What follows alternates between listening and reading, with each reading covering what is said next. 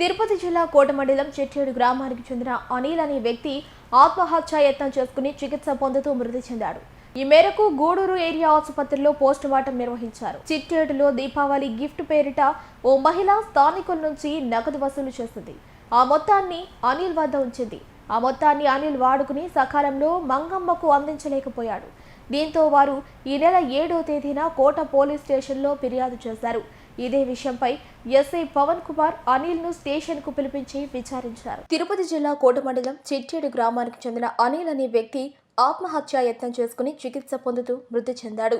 ఈ మేరకు గూడూరు ఏరియా ఆసుపత్రిలో పోస్టుమార్టం నిర్వహించారు.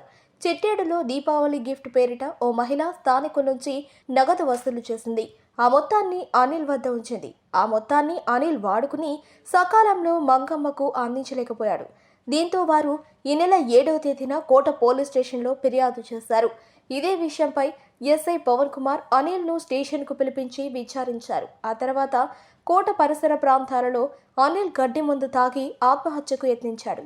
ఇది గుర్తించిన స్థానికులు, కుటుంబ సభ్యులు వెంటనే క్షతగాత్రుడిని గూడూరు ప్రాంతీయ ఆసుపత్రికి తరలించారు. అయినప్పటికీ అనిల్ చికిత్స పొందుతూ మరణించాడు. పోలీసులు బెదిరించడంతో అవమాన భారం భరించలేక ఆత్మహత్యకు పాల్పడ్డాడని మృతుడు అనిల్ తల్లి ఉమామహేశ్వరి ఆరోపించారు. విషయం తెలుసుకున్న వాకాడు సిఐ హుసేన్ భాషా ప్రాంతీయ ఆసుపత్రి వద్దకు చేరుకుని విచారించారు. అనిల్ ను డబ్బులు ఇవ్వలేదని విచారించడం జరిగిందని తెలిపారు. ఆ తర్వాత వేరే ప్రాంతాల్లో ఆత్మహత్యకు పాల్పడ్డారని కేసు నమోదు చేసి దర్యాప్తు చేస్తున్నట్లు వివరించారు.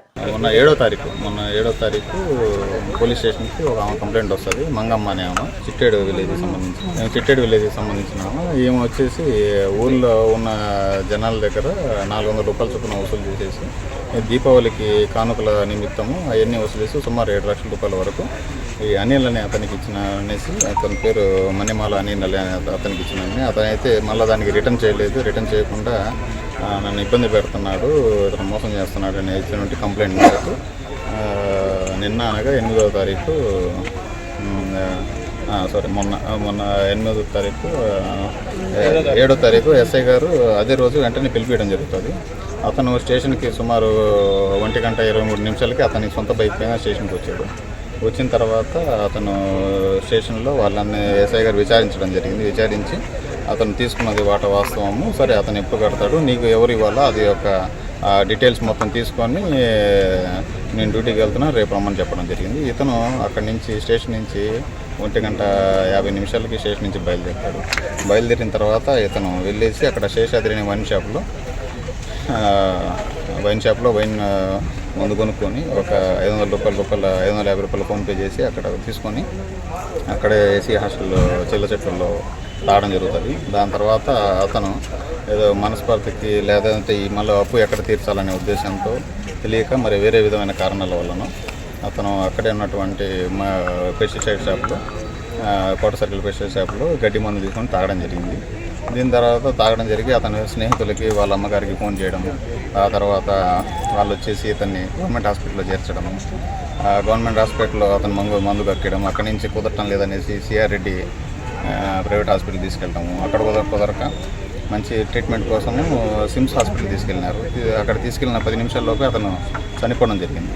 సరే అక్కడ చనిపోయిన తర్వాత వాళ్ళ అమ్మగారు వచ్చేసి పోలీస్ స్టేషన్లో అది నా సర్కిల్ ఆఫీస్లో రిపోర్ట్ ఇవ్వడం జరిగింది. ఆ రిపోర్ట్ మేరకు ఈరోజు కేసు కట్టి దర్యాప్తు చేస్తున్నాము.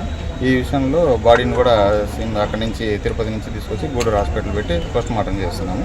ఈ దర్యాప్తులో ఇతను ఎందుకు తాగినాడు, ఎలా తాగినాడు, ఎంతెంత అమ్ముకున్నాడు, ఏ మందు తాగినాడు, ఎలా చనిపోయినాడు అనే విషయంలో దర్యాప్తులో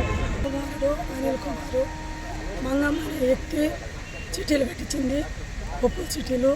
దాంట్లో నా బిడ్డ డబ్బులు ఇవ్వాలని కోట పోలీస్ స్టేషన్కి వెళ్ళిపోయి కేసు పెట్టింది నా బిడ్డ మీద. వాళ్ళకు కోట పోలీస్ స్టేషన్లో కేసు పెట్టగానే ఎస్ఐ గారు నా బిడ్డను వచ్చి తీసుకొని పోయినారు. తీసుకొని పోయి అక్కడ గన్ను పెట్టి బెదిరించినారు.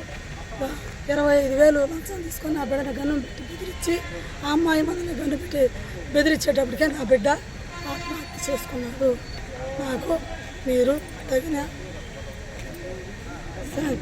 న్యాయం చేయాలని నేను కోరుకుంటున్నాను.